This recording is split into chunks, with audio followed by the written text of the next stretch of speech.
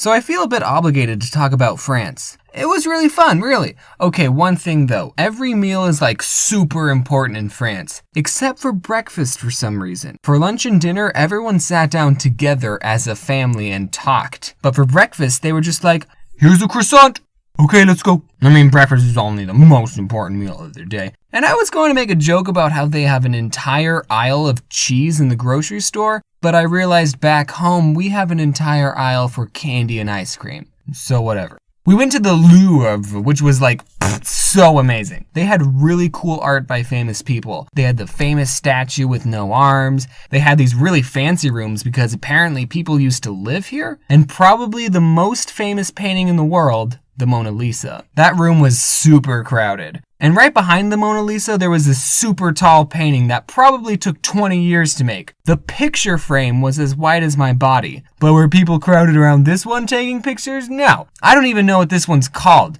The American school system has failed me yet again. And as someone who likes to draw, I thought it was really cool to look at the amazing color and details. Also, I took a bunch of pictures of butts. Look, this is the really famous no-arm one. Look at her butt. So I had a good time, but afterwards we went to the Picasso Museum, Modern Art Museum, and this other one. I forgot its name. It was French. And it's kind of weird going into these places as someone who likes to draw cartoons.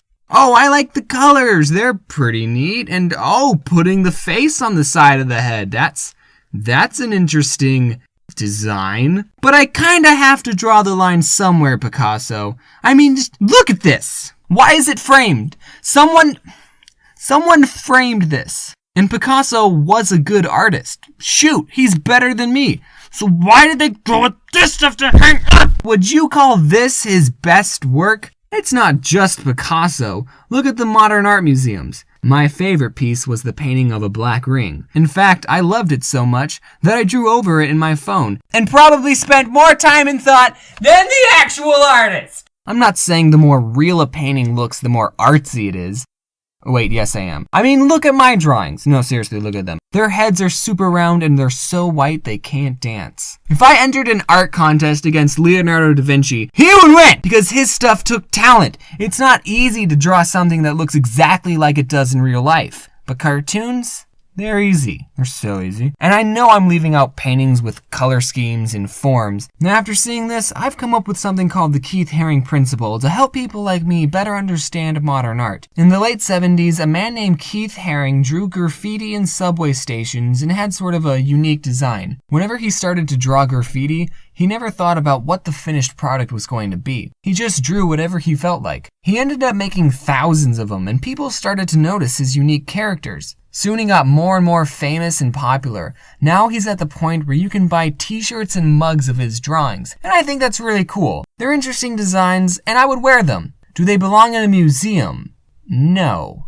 Keith made thousands of these small, simple drawings. They're still art, but not art people should pay to see. They should pay to wear and drink out of it. And by the way, this stuff is in no way research, so I'm talking completely out of my butt right now, but I think Picasso and the circle painting should be on t-shirts, or kids' books, or even webcomics. So people would say, hey, I like your shirt. Thanks, I like the design, and would never frame it and hang it up on my wall.